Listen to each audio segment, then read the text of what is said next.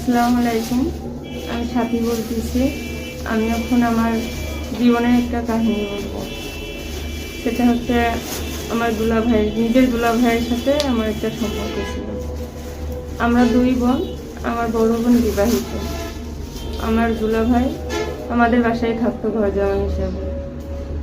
তো দুলা ভাই দেখতে খুব হ্যান্ডসাম ছিল, খুব সুন্দর ছিল। তো উনি আমাকে শালী হিসাবে খুব যত্ন করতো। আমি তো ততটা বুঝতাম না তখন যে উনি কি হিসাবে আমার যত্ন করে। আমি ভাবতাম হয়তো বড় দুলা ভাই, সেটা আমার ভাইয়ের সমান। আমি তাই ভেবে তার সাথে আমিও থাকতাম।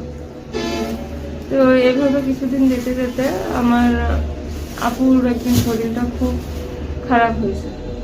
তো আপু বলতেছে, সেদিন ভাইয়ার বাসায় আছে, ভাইয়ার কাজ নাই, দুলা ভাই বাসায় ছিল, ওনার কাজ ছুটি ছিল। তো বলছে তুমি কি যাবে? তা আমি বলতেছি না, তুমি যাও, আমি বাসার কাজগুলা গুছাইনি। তা আপু বলতেছে ঠিক আছে, তোর ভাইয়ের দিকে খেয়াল রাখিস। আপু চলে গেছে ডাক্তারের কাছে, আমি আর ভাইয়া বাসায় আছি। তো ভাইয়া, আমি কাজ করছি, ভাইয়া পিছন থেকে এসে জড়িয়ে ধরছে। ভাইয়া তো এগুলো এরকম মজাই করতে থাকে আমার সাথে। তো আমি বলতেছি আবার কি হইলো আপনার? আপু বাসায় নেই দেখে আবার আদর করতেছেন? তো বলছে কেন, ভালো লাগছে না? আমি বলছি না, লাগছে। তো ভাইয়া আমাদের জড়াই ধরছিল, তারপরে কোলে নিছে, নিয়ে আদর করতেছে, চুমা খাচ্ছে।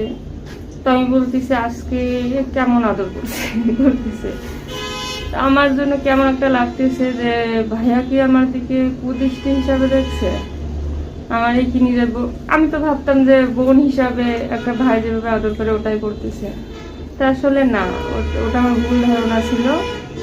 উনি আমার দিকে কুদৃষ্টি রাখছিল, সেটা আমি বুঝতে পারিনি কোনোদিন।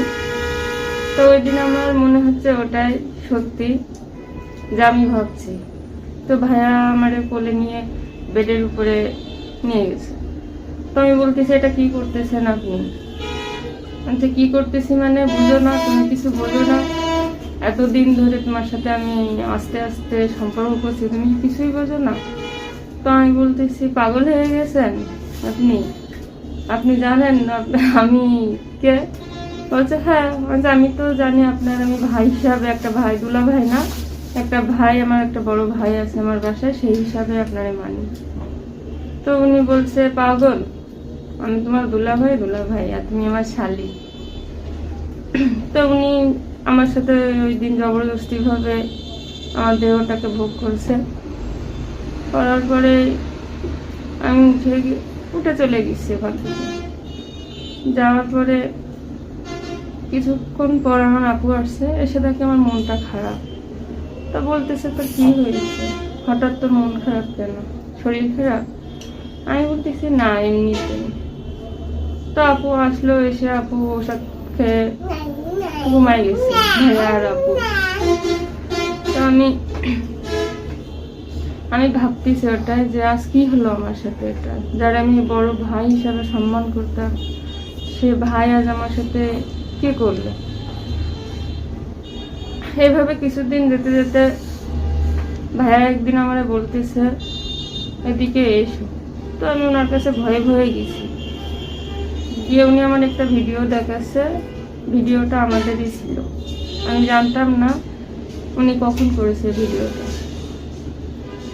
তো আমি ওনার হাত থেকে ফোনটা নিয়ে বলতেছি যে এটা শীঘ্রই ডিলিট করে দেন, আপু যদি দেখে তাহলে আপনাদের সংসারে আমার জন্য অশান্তি হবে। তো বলতেছে না, উনি দেখবে না। আর আমি যখন তোমাকে ডাকবো তখন যদি তুমি আমার কাছে না আসো, এগুলা কিন্তু তোমার আপুরে দেখাবো, আরো অনেকজনকে দেখাবো। তো আমি ওই দিন খুব ভয় পাচ্ছি যে এখন কি হবে, কি করব, না পাচ্ছি কাউকে বলতে, নিজেও শুইতে পারছি না। তো এইভাবে কিছুদিন যেতে দুলা ভাই আমার কাছে আসতো, যাওয়া আসা করতো। বেশ কয়েক মাস কেটে যাওয়ার পরে হঠাৎ আমার শরীরটা খারাপ হয়ে, তো আমি আপু বলতেছে কি হয়েছে, আর সে যে আমার শরীরটা খারাপ লাগছে। তো উনি বলছে তোর ভাইয়ের সাথে ডাক্তারের কাছে, যে হসপিটালে। তো আমি ওখানে গেছি, যাওয়ার পরে ডাক্তার আমার চেক আপ করলো। চেক আপ করার পরে উনি যেটা ধারণা করছে যে আমি প্রেগনেন্ট। তো আমি তো শোনার পরে আমার পা থেকে মাটি সরে গেছে, যে এখন কি হবে, কি করব, কাকে বলবো। তো আমার দুলাভাই বলতেছে যে কোনো টেনশন করে না, সব ঠিক হয়ে যাবে। তো এইভাবে কিছুদিন যাওয়ার পরই আপু, সেও তো একটা মহিলা, আমার শারীরিক অবস্থা দেখে সে নিজে অনুভব করতেছে যে আমার এমনি শরীর খারাপ না, আমার অন্য কিছু হয়েছে। তো আপু বারবার আমার কাছে আসা, জিজ্ঞাসা করে কি সমস্যার সাথে, তোমার কি হয়েছে, আমি তো তোমার বোন, নিজের মায়ের মতো, তুমি আমাকে সব বলো। তো আমি নির্ভয়ে আপুকে বললাম। বলার পরে আপু বলতেছে, আপু আমারে খারাপ ভাবতেছে যে তুই যদি না প্রশ্রয় দিতিস আর তাহলে কি এটা হতো, তুই আমার সংসারটা ভেঙে দিলি। তো আমি খুব কান্নাকাটি করতেছি, ওনার হাত পা ধরতেছি যে না, আমার ভুল হয়ে গেছে, আমি আর এমন ভুল করবো না।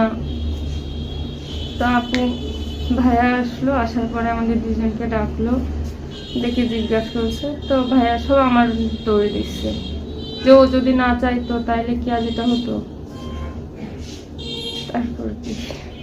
তারপর আপু আমরা হসপিটালে নিয়ে গেল। হসপিটালে নিয়ে গিয়ে আমার বাচ্চাটা নষ্ট করলাম, করে বাসায় চলে আসলাম। আসার পর থেকে ওখানে আর দুলাভাই থাকে না এখন আমাদের বাসায়। ওই দিনকে পর থেকে দুলাভাই নিজের বাসায় চলে গেছে, আপু আর আমি এখন নিজের বাসায় থাকি। আমি সবার উদ্দেশ্য লাস্টে একটা কথাই বলবো, যে আমার মতো ভুল কাজ কেউ করবেন না, করে নিজের বোনের সংসার ভাঙবেন না। আমি নিজের ভাই ভাবছিলাম যাকে, সে আজ আমার শারীরিক সুযোগ পেয়ে আজ আমার সাথে যেটা করেছে এটা তার করা উচিত হয়নি, আর আমারও তো হয়নি উচিত। আমি আবেগে করছিলাম, বুঝতে পারিনি এত দূর যাবে। আর আজ আমার কারণে আমার আপুর সংসারটা ভেঙেছে। আমি যদি তাকে প্রথম থেকে ভাবতাম যে না, সেটা পরের ছেলে, আমার নিজের ভাই না, আজ আমি তাকে ভাইয়ের স্থান দিয়ে আমার নিজের আপুর সংসারটা ভেঙেছে। তো আপনারা কেউ এমন ভুল কাজ করবেন না, ভাইয়ের জায়গা ভাইয়ের ওখানে রাখবেন, আর অন্যের যেটা ভাই নিজের ভাই হিসাবে মানবেন না। তারা সুযোগ পেয়ে নিজের শরীরটাকে ভোগ করতে চাইবে।